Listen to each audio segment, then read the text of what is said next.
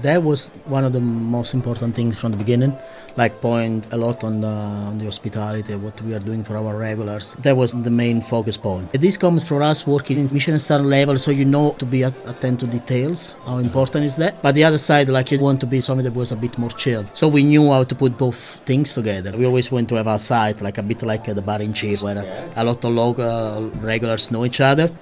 So that was like a big part of it.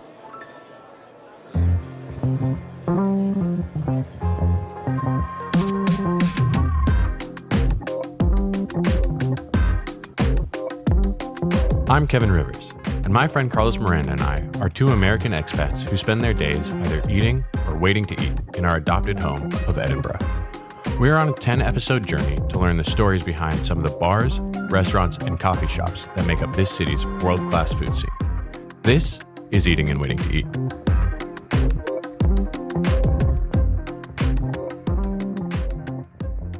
Sometimes going to a bar with you, it's such a pain in the ass because you're so high maintenance. You go through a bar menu in detail, like you study it, and then you close it, you look at the bartender, and you ask for something that is not on the menu. So I want to know why you're such a pain in the ass at a bar.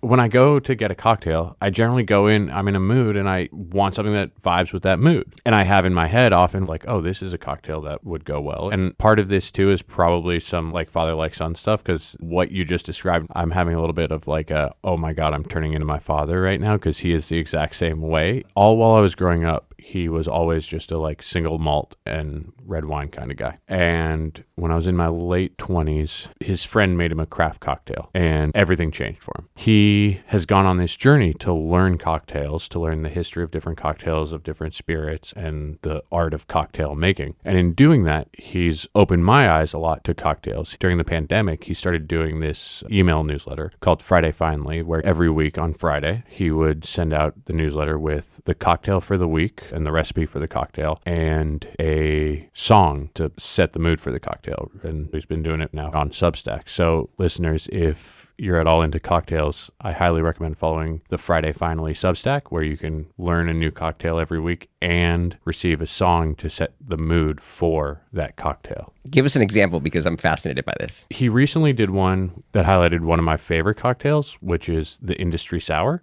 It's equal parts simple syrup, lime, green chartreuse, and Fernet. And the song to go along with that was He's Funny That Way by Billie Holiday. And of course, you're going to choose to highlight an example of your dad's newsletter that has a cocktail with Fernet, which you love. But a lot of people don't stock it, right? Yeah, and everyone should stock it. Where in Edinburgh do you go? My favorite place to go get a Fernet cocktail in town is actually a bar that's owned and run by our guests this week, Rachel and Alex Palumbo. The first bar they opened in Edinburgh is Hey Palu, which is right in the heart of Edinburgh's Old Town, just southwest of the castle on Bread Street. It is a bar that specializes in Italian Amaros and other liqueurs. You know, you walk in and you walk right into the bar area. It's a very welcoming bar, beautifully stocked, beautifully laid out. Then there's a room off to the side with tables. It's a very relaxing vibe and very inviting as a cocktail bar. The staff is always super warm and friendly and really helpful, guiding you through your cocktail journey, right? They have a dealer's choice on the menu, so you can just tell them what you're craving, what spirit or what flavor or what profile you're looking for, and they'll throw something together for you. They opened Hey Palu in 2019, and then in 2024, they opened up Chancho down in Leith, and that is a Agave Mexican spirit bar. A similar sort of inviting feeling, but definitely has more of a Mexican ambiance to it. It's lively. It's a really fun place to go have a drink. A lot of craft cocktail bars can have a pretense to them, but Hey Palu and Chancho are very welcoming, very hospitable, and really want to share in the joy of cocktails. It's also bars where bartenders themselves go to. I remember the first time we went to Chancho, there were several bartenders from other bars having drinks. And that's the same thing that happened the first time I went to Hey Palu. There were a couple bartenders from other bars in there. And I feel like you always know a bar is a good bar if other bartenders go there. 100%. You always joke that Carlos likes a thing, and I'm a big martini gin-based cocktails kind of guy, but I love a martini. But Hey Palu is the only bar in town where I have done the dealer's choice. All their bartenders are on point. I've lived in Edinburgh a little bit longer than you have. Mm-hmm. When we met, we started geeking out about different restaurants, but obviously I, as the local, being like, this is where you got to try, this is where you got to try. And one of the things I love about Hey Palu is that not only do I also love a cocktail, and in my opinion, they make the best martini in town, but it is the first place that you introduced me to. So it has a special place in our friendship. I use the word shenanigans all the time. And even I describe our adventures as like high stakes and low stakes shenanigans. And at Hey Palu, and the door, it says Negronis and Shenanigans. And that just immediately, I was like, I'm going to love this place. Yeah, totally. Shall we get on with the episode?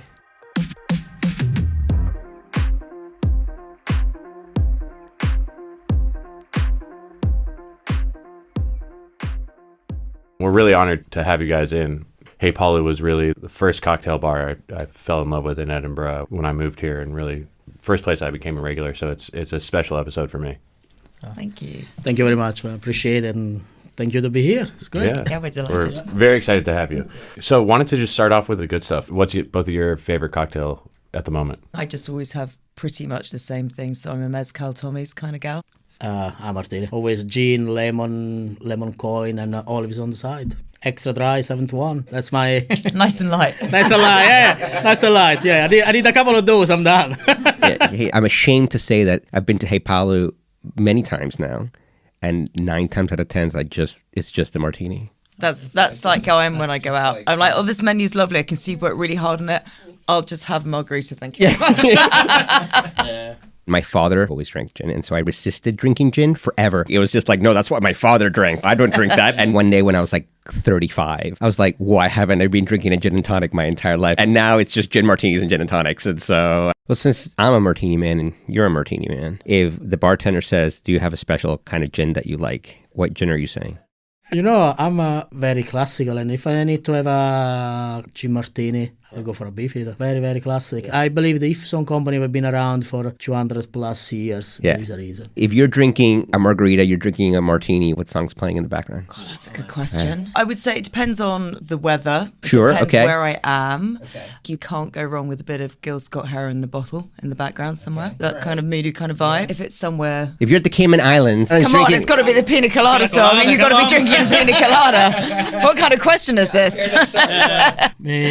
I don't know, something classic, like a classic jazz probably. Right, so something classic there. Speaking of cocktails, I feel like we're going to talk about cocktails a lot on this, but when you're putting together a cocktail menu, what are the things that you're thinking about? What are the things you're trying to hit and make sure that it's well-rounded in the menu? The menu is to be approachable. That's the constant we had since the first menu in Peru. From the idea of Hey Palu was to have a drinks list that people can recognize the name of it, of the ingredients that you use. Because like a few years ago was a time where a lot of bars that have a lot of ingredients in their drinks that you literally need like a Google Translate to see what it was. You're like, man, what's this? So that's why the way that we design the drinks, and we name the drinks on the menus in a way that there is always a classic element of a classic drinks. And we don't really list brand as well, because somebody in the industry knows what they are, the difference in taste. A lot of people, they don't know the difference between one bourbon and the other, or one gin and the other. They don't really know that. The brands that we use, we can definitely open to discuss all of that. But the beginning is for somebody to have a drink that is very, very intuitive. So, and the beginning, because we put it on QR code as well, we're reading in the menu on your phone. So we didn't want to put a drink that has more than 4 words to describe it, the flavor, what was in there. I'm like, it needs to be 4 words, like 4 ingredient max, that's it. Let's start diving into the origin story of Rachel and Alex and how Hey Palu. You start. Okay, fine. My family's more kind of hospitality background. So my aunt and uncle used to have a restaurant in Paris. When I was young, I would go over on like school holidays and do a little bit of table setup and making really awful coffees. Still make really awful coffees, so that's the theme that's kept. I can confirm. Everyone can confirm that in the bar. And then when I was 14, I got a Saturday job in a really cool patisserie in Brighton, and that set the ball rolling for me being in hospitality. Up until I was like 25, I used to manage restaurants. Then I had a bit of a break and went and did lots of other stuff. When I moved to London, which was around 2008, 2009. I'd qualified as a nutritional therapist. Obviously, the economy fell through the floor. No one was interested in nutrition. So I started back in restaurants. I was working in a restaurant called Hicks in Soho, and his best friend was dating one of my best friends, and that's how he and I met. Yeah. For me, my background, I moved to London when I was 16 years old. So I went over for a couple of months, summer, holiday work, because my uncle lived in London for many years. He was running this almost Michelin-star restaurant. I fell in love with everything. You can imagine that it was the summer of 2000, 16 years old, London. Was amazing. And that's where I fell in love with everything that is like restaurants, bar, like all this nightlife. So I come back then to London when I was 17 and a half, finished the school, moved by myself, went there.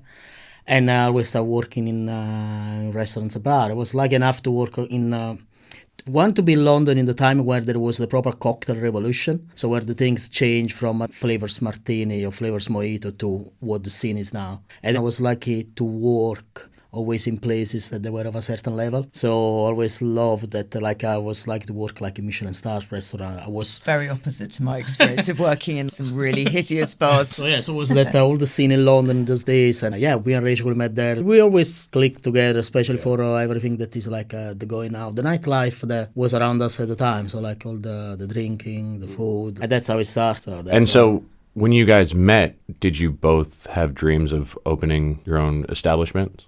No. For me, I was still desperately struggling to try and be a nutritional therapist because I spent a lot of money training to do something that I wasn't doing. So that for me took quite a while to let that go and go, okay, that dream's gone now. Farewell. So I was always in hospitality, but I'd always have one foot in and one foot out. Even when I met Alex, I was part-time in Hicks, and then I was working for a charity doing office management and exec assistant kind of role. So I did a lot of that, but could never kick the habit with it. As we got together, we would just start talking about it more and more, and we'd be going somewhere on holiday and we'd be like, oh, that's really cool, write that down.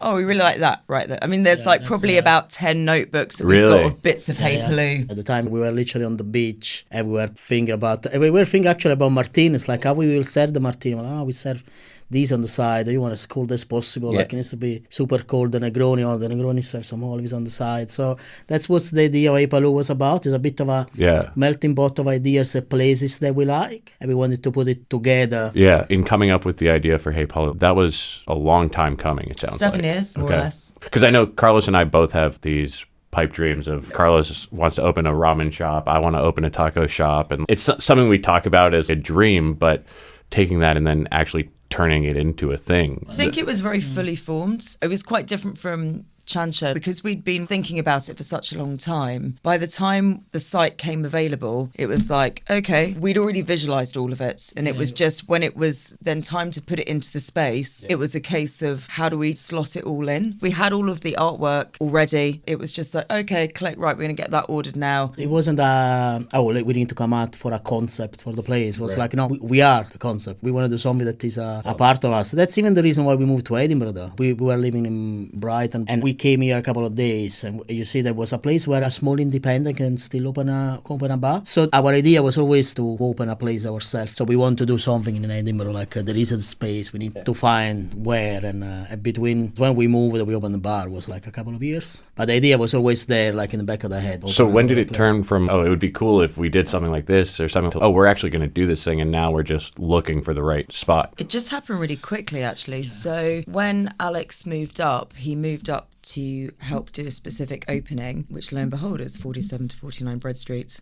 which is now Hey Palu. That relationship parted waves quite rapidly. And I used to walk past the site because my office that I was working for an oil and gas company, looking after the CEO as an executive. And I would walk past because I used to go and do Italian classes, and we just kind of kept tabs on the site. And then one day I was like, I think it's shut. And I kept walking past. I was like, it's definitely shut. It's definitely empty. So it felt like it was sort of meant to be. And then it happened really rapidly. I think we got in contact maybe in the end of June. By July, we were in negotiation. By August, we had the keys. September, we opened. You opened up pretty soon before the pandemic hit, and it has turned into a successful bar, but I can't imagine it went the way that you saw it going. So talk to us a little bit about the journey there, right, and getting to where it is today. When we opened, thankfully, because Alex, I think that was probably, what was that, opening number 13? Yeah, my 13 opening.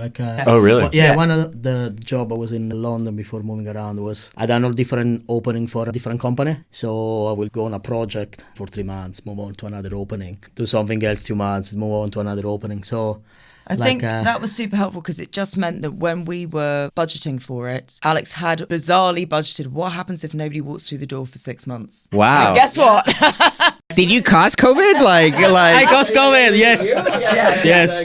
Yeah. So, and also I was still working full time. So for us, obviously we were like, oh my God, this is horrendous. But we're very good at being very agile and thinking very quickly. So as soon as they said, okay, you can do takeout, I'd been following some guys based out in Brooklyn. They were doing takeout cocktails in backpack bags. And I reached out to them on Instagram. I was like, look, I'm in Edinburgh. I've just opened this bar. Would you mind at all sharing with me how you're doing this? Because we're thinking maybe we can do something like this. And they were really, really generous and said, yep, this is what we use. These are the backpacks. This is how we do it. And probably within, I'd say like a month, we were then doing takeout cocktails. I swiftly stopped going to Italian class online and instead learned how to build an e-commerce website. Yeah. So I still can't speak Italian, but I can now build a website. And we just worked so rapidly with it. We did a different menu every week. And then we were working with a local company who would cycle the cocktails around, I think it was like 5 kilometers from the city centre. So people would order online, could come and collect, or we would get them delivered to them. And because of that, it grew the brand much more rapidly than I think we would have done if we just carried on the organic way. We're making drinks to go for 10 months while the bar has been open as a bar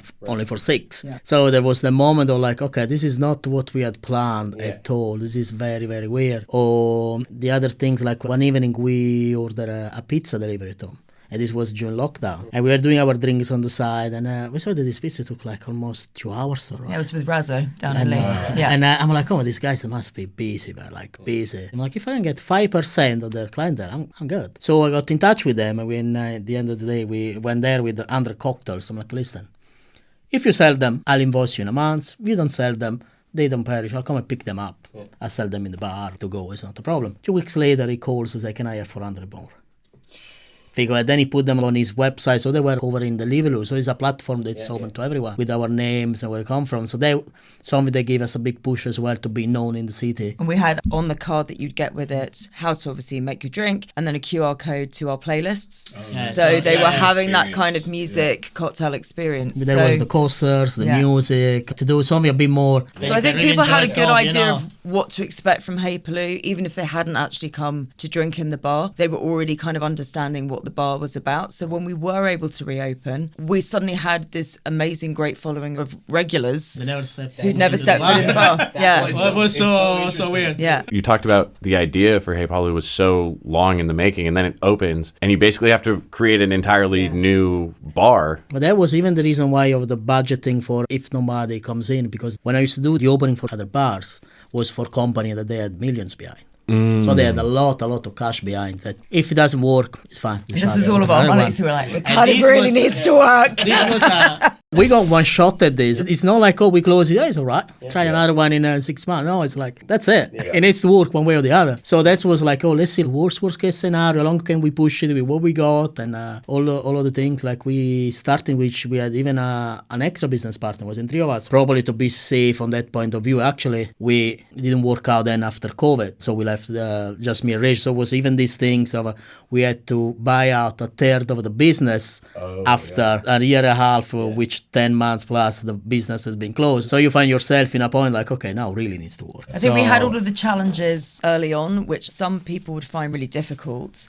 And I'm not saying it wasn't. It was really difficult, especially near the end and having to figure out how to buy out a partner. But for us, it's meant, I think, once you get through that and it gives you a level of resilience that you know, okay, if something's difficult, we know how to quickly flip it up. And because we both think very quickly and we're not part of a big company, we don't have an investor or anything like that, we've got that flex to be able to just go, that's not working. Like when we opened, we had 30 wines on the menu. We now have 4. Yes. Right. So I never thought about ordering. It's such a cocktail place in my head that it didn't even occur to me that you guys would have wine. When you open a bar or open a place, there is a period of time where everything, like for the first months, everything gets fixed. It's not finished when you open. So you have a month that you just have, okay, you have to adjust this, tweak that. So after a month, you start to see which way the business is going. And then we start to see very early, nobody's buy wine, just come here for cocktails. Because we didn't know if it could be more of a wine things, with cocktail. It's like, no, this is a cocktail bar. So we open a cocktail bar, 100% cocktail bar. That's one point we're like, okay, so I guess we drink the wine. And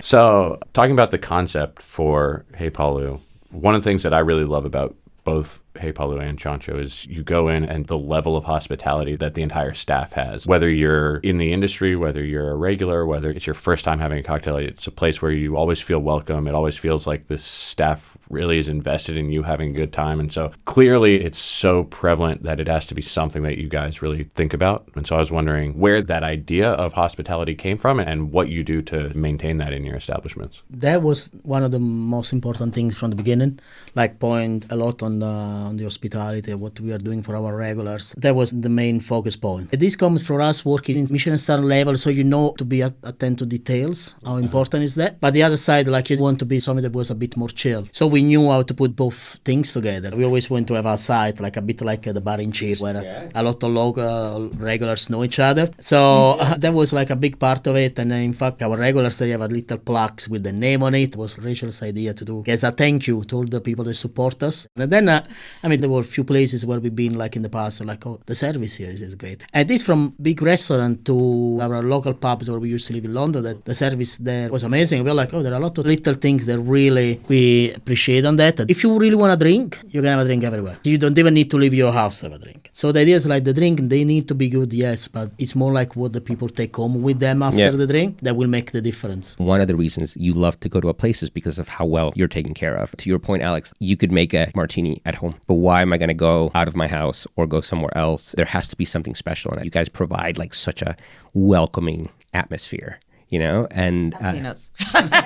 It's all about the peanuts. Peanuts make the difference. But it's funny, but those levels of detail makes you feel like Norm. And it is a common denominator of all these interviews. Everybody that we're talking about, everyone goes out of their way to make sure that the customer feels at home and it is approachable. But whatever it may be, but it's that common denominator that you guys do so well. Yeah. These days, Andy is doing a lot of the job. Yeah, general manager. And he just gets it. He totally understands how to make somebody feel like welcomed, what hospitality is about, still creating that relaxed, fun environment, but so people feel like they're looked after, which when we were thinking about the whole concept, apart from like just the drinks, we'd be like, what do we really like about this place? Oh, yeah, it's really cool how they do this. Or we're very big on something quite boring as water service, but the pub we used to drink in London, Anglesey Arms, they were always just like dung dung dung topping up water, and we was like, oh, that's a really nice little touch. And it was those little things that we slightly magpied and went, that's lovely, that makes me feel really welcome. You talk about that high level of service, the Michelin star level of service, but Hey Palu really doesn't have any pretense to the bar. You don't feel like you're walking into a Michelin starred restaurant and that there's a certain level of formality to it. So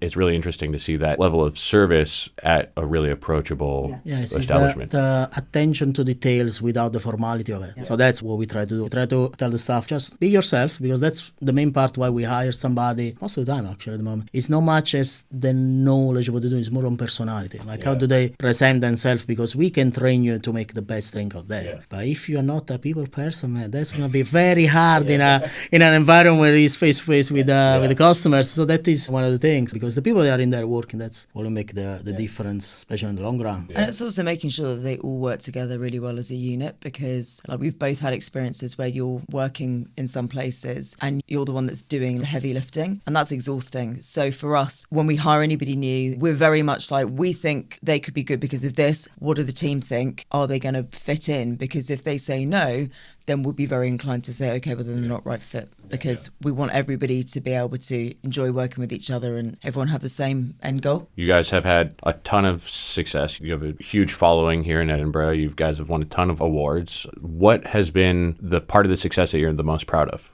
When I started my career in London, they took me to a bar award. It was the class award, and there was this class award. I remember being there, sit for the first time. I was with my bar manager, and I saw people go on this stage. I was like, I want that. I'm like, oh, one day I want to get that.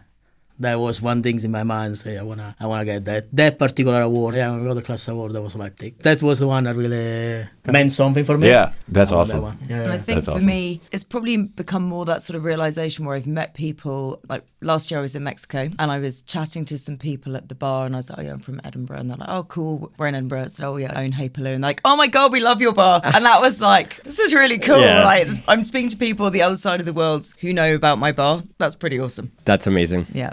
That's so cool. So you have all this success, you win these awards, you're known around the world, and then you decide, hey, why don't I do it again and open another bar? Yeah, just not enough stress, you see. Like, you just need to max it out. How did you get to Chancho? Both the decision to open a new bar and then coming up with that concept, because it's an entirely different concept than Hey Palu. Well, we've been looking for a couple of years and we just couldn't find the right site. So where, like with Hey Palu, we had a specific concept. We had a couple of work in progress concepts. One was like natural wine bar. The other one was the Agave bar, because I'm super into Agave spirits. And when the site came available for Chancho, when we walked into it, we were just like, yeah, that's what will work here. And then we worked with a designer who designed the bar. We were really lucky that it had some really beautiful features already that just needed a little bit of love and care. Like the tiles on the back bar, they'd been put up actually by Sam at Bramble. Name check you for your great tiling. They just were covered in varnish. So a lot of it was just down to then putting in a lot of blood, sweat and tears to make it look like we wanted it to look. And just to do something that would still have the Hey Palu kind of vibe and welcomingness and same quality drinks, but with a completely different spirit, because at the moment, Chancho's the only agaveria in Scotland. And the same, like when we started Hey Palu, no one was drinking Amaro. So we just like to do really difficult niche businesses.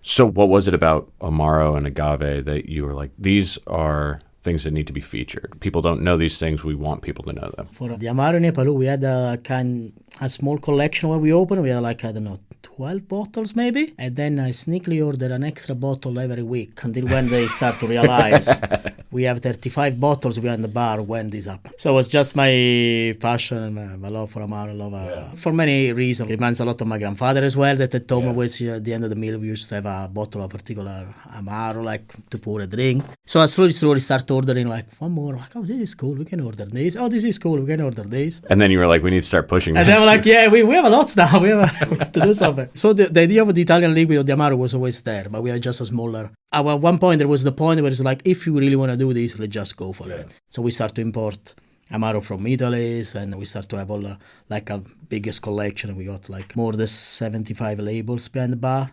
And we had, since when we opened, more than 110 Amaro behind the bar. Because we are like a lot of modern classic cocktails. Amaro is something that has featured heavily in all these modern classic style of drinks, like a paper plane, there's Amaro. So it's all these drinks because was the way at the time, early 2000, to input different flavors into a drink without needing to make something yourself. Like if you have different colors to paint, you know. So, yeah.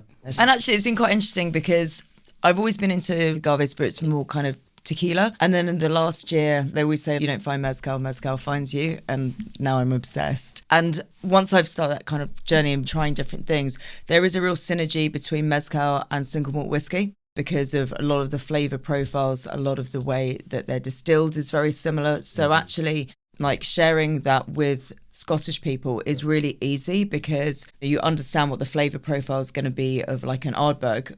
So if you're going to have a really heavy peaty whiskey, you're probably going to like a really smoke forward Espadin. There's that parallel running there. And the same if you prefer something fruitier. I'm like, I've got a mezcal for that. I think we're at that stage with like agave spirits that we were originally with Amaro. It's still in that very introductory stage. And we found when we first opened Palu, people didn't really know anything about it. Whereas now, people will come in and be like, oh, cool, you've got Averna, or I've tried Braulio, or I've tried this.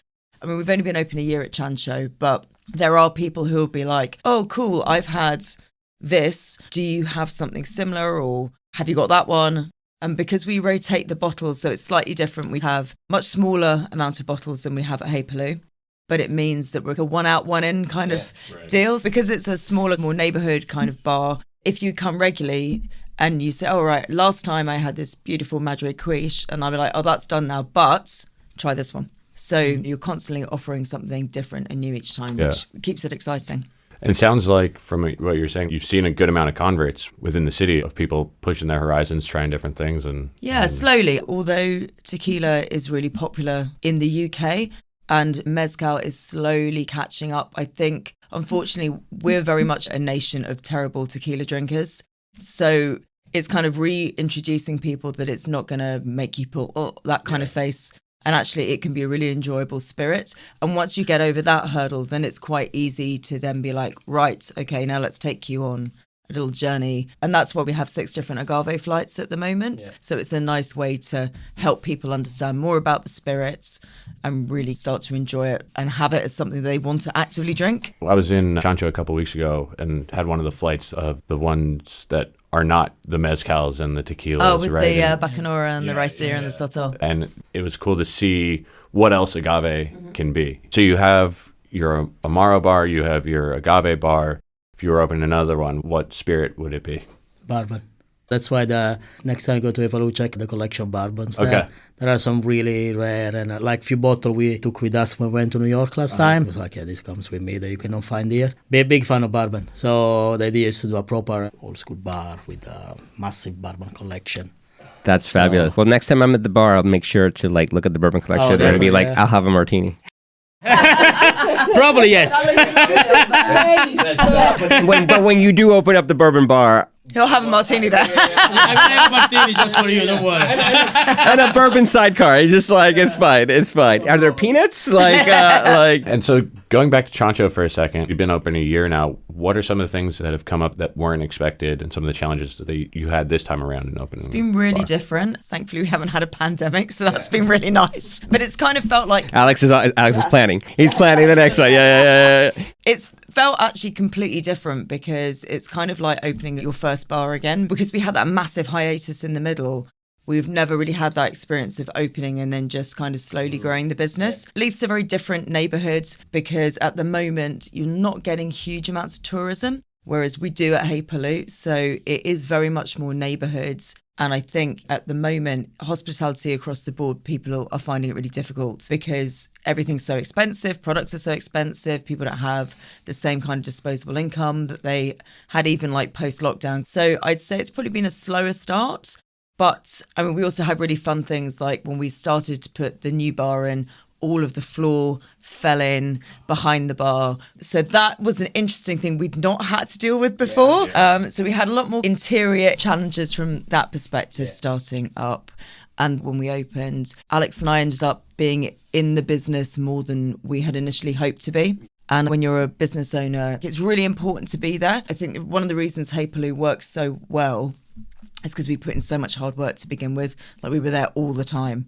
Alex was there doing stupid hours and then I would do my full-time job and then do extra stupid hours. So I do think that's really key to making a business successful because then you really understand the bones of it and who's coming through your door. But it's also important to be able to step back and be able to look at your business and see how you can add in extra things. And for us last year, it was just really tricky with staffing. So we were there a lot of the time, which was absolutely exhausting and probably not what we'd hoped for number 2. I don't know, maybe it was a little bit deranged to think that we wouldn't be there as much as we were. Yeah, it's just different challenges. That's a different place, different area. We have a certain way of doing bars that is appeal a lot like with tourists or people passing by, like, oh, what's there, let's go to that. Well, there it's very different. Plus the area where it's Chancho and Leaf, there are a lot of Michelin star restaurants and loads of pubs. So there is not really that things in the middle. There is some nice pubs and some nice Michelin stars. And ours. And then there is a tequila bar. Everyone is like, what? Even because the perception in the beginning was more like, oh, you're a tequila bar, so you come here, you have a tacos, I come here for a shot. It's like, no, we are a bar, we're not a restaurant. Which is a bit what we had in Palu in the beginning, being an Italian bar. A lot of people thought it was an Italian restaurant. So they're like, oh, do you have a pizza or pasta? And I'm like, no, we don't do either of those. So it's quite interesting to see these different phase and different challenges. Definitely keep us on our toes, but Are you enjoying it though? Yeah. Having the second one? Yeah. We start to do like a master class now when we do bar takeovers and stuff. And one is on why to open a bar, because that's what people need to understand first of all. So there is a reason why you open a bar, because you need to love it. It needs to be a passion project. If you do just for money, do something else. Become an accountant. Finance, sales, don't do bars. You do bars you need to know why you do bars. That's the common theme of everybody that we talk to. There's a love and a passion for what they do. And there's the passion that you guys have for this really shines through. And it's I think everybody that we've talked to, it's like they say, if you're doing this, don't open up a coffee shop, don't open up a whiskey bar. But they're like, but if you love it, you love it. Yeah, because I think that's the thing that sometimes people don't think about is when they're opening their own business, is you're never off. You are on 24/7. Yeah, it's not like, oh, I got my weekend off, or oh, I'm off Monday, Tuesday. No, you're not. Because there'll No, always be and, someone in sick or Yeah, leaking so- dishwasher or like something. There's Floor always caves in. Yeah. floor caves in, Yeah. you know. Like for me, it was always like, I love the bar, I love bartending, I love the industry. You want to be behind the bar. And then more successful the bar becomes, busier the bar becomes, and less you are behind the bar. Because you start to deal with all the problem that you didn't even have time to deal with before. So do you sometimes wish that you were just behind the bar? And sometimes there is, oh, we should just make Negrones and 12 o'clock, thanks, bye, you walk away. No, I love what I do. I will not change it. But it's fun to see how the dynamics change. A lot of young bartenders, they think, you open your own bar so I can do things my way and nobody will tell me what to do. I'm like, it's not true. You're going to have all the staff that works for you, they're actually going to be your boss because they're going to do whatever is in your power to make sure that everyone gets paid in the end of the month, that everyone is happy with what they're doing. And because we have been lucky or unlucky to work with some people in the past that they really abuse it, they take the piss out of the way we're working, it didn't really pay properly, all those things. This is a lot of things that we say when we open, like, oh, we will not treat the stuff like this, we will not do this. There are some things that needs to be done proper. And that because we saw on our skin first how bad it is, like, no, this is not happening to me. I'm like, so I will not do this. Now, that's why we have even our staff that work for us for a long time. We don't have like some bars or some restaurants, they have like a revolving door of people coming in and coming out. We have been lucky enough to have people staying with us for a long time over these years. And the people that left us, they all left to go and open their own site or they left to change country. So it's Before we wrap up, I just wanted to talk a little bit about the Edinburgh scene as a whole. Over the past few years, you've seen a bunch of craft cocktail bars open up. The food scene is expanding. And being an establishment within that scene that has had as much success as you guys have had, I'm just wondering how you think about where the scene is and where it's come and what your role is in shepherding it going forward. I think with Edinburgh, you're really lucky in the fact that if you're in the industry, everyone has a lot of respect for each other and there's space for everybody because what we do is different to, say, what Jan's doing at Panda, what Carl's doing at Nauticus, but we all understand like the trials and tribulations of the business. We all love going to each other's businesses. So you have this really beautiful network in there. And that's what makes Edinburgh scene so special and makes it really easy to work in because you can say, oh, you're looking for whiskey?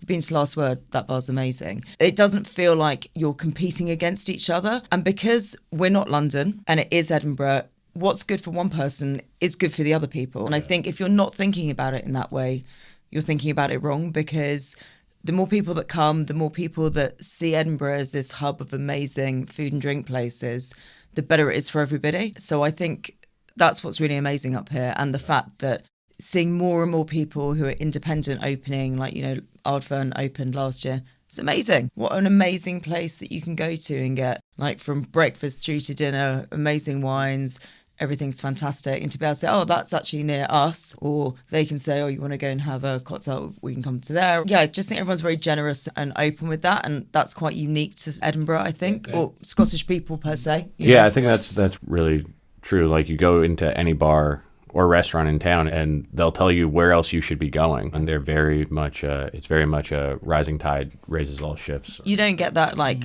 where I'm from down south in Brighton, and that was one of the reasons we moved up because it was so difficult trying to do what we wanted to do down there. That just doesn't happen down there.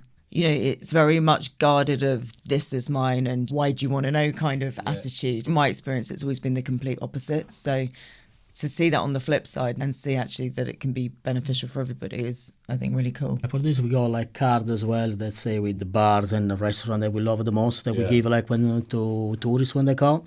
If they ask where to go, it's like, oh, this is a card. There are around 10 places all around Edinburgh. There are some bars, the coffee shop, the restaurant. So the same, like if you come over for 2-3 days or for a week, you will not go to a Palu like 5 nights. You want to see different things. So it's nice to send people even different places that we love. Like what happened to us when we went to Copenhagen the first time. We got the bartender literally. He was Scottish. Which was Scottish. Funny enough, we wrote like a list of places for us where to go. It's like, oh, this is cool. It's nice to have something like that. So like, the bar scene in Edinburgh is definitely, I think, is second just to London at the moment. Like as a baseline of bars. It's quite high compared to other places where maybe you have 2 or 3 very good bars, but then the rest, the base like for the city, it's not there. Well, Edinburgh is pretty Yeah, there's a lot of great. Yeah, great if anything, bars it's more like the biggest company now start coming over in Edinburgh, start opening bigger place and more of chain place and bars that they're a bit different. Yeah. I'm sure as it continues to grow, you're going to see more and more of that, and holding on to that community aspect of it is going to be really tough and really important. Yeah. So to wrap up, we have a few questions that we're asking everybody. Yeah. Okay, so what's the hidden gem on your guys' menu that you wish more people ordered? Like, what cocktail do you wish more people ordered? Okay, on Hey Palu, we have a passion fruit daiquiri. Oh, I love that drink. That's my favorite It's more drink like on the a menu. take on a dry daiquiri, actually, so there is a bit of Campari in there. There is just a bit of passion fruit syrup. So it's not the idea of a proper syrupy, sweet passion fruit. It's much more dry, sharp, a bit bitter. So that is a really nice drink. Yeah, it's a great take on a proper daiquiri. It's just like the little hint of passion fruit is just a enough. little bit of fruit, a little bit of bitter works very well. Rum, happy days. I'm getting that, I promise. I love passion fruit. It comes with a martini on the side.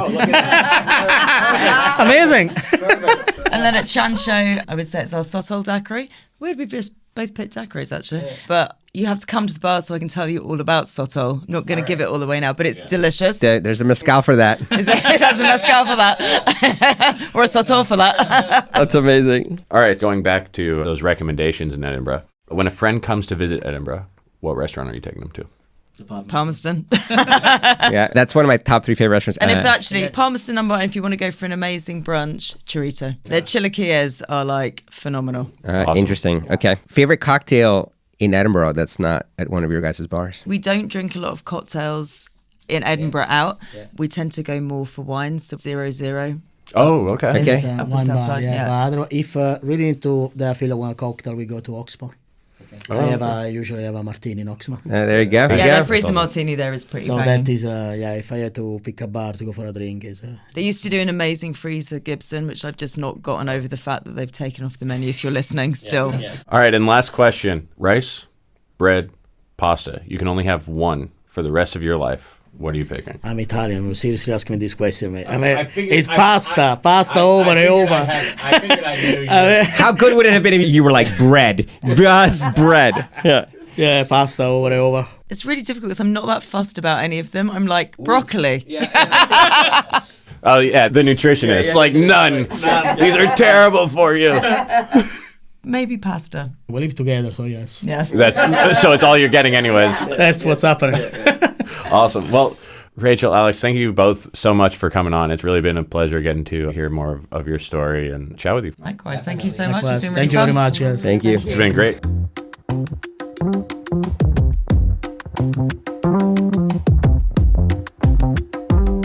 Huge thank you to Alex and Rachel for coming on. That was so much fun talking to them, rapping about cocktails and learning their story. Totally. And it's one of these places that I hope that, like, when people listen to this episode, they make it a point to go. Every single restaurant that's on the show, we love. Hey Palu and Chancho are special bars. And I think that, definitely I take everyone that comes to visit to Hey Palu. Yeah, absolutely. Man, I just want to go have cocktails now. Always. Always.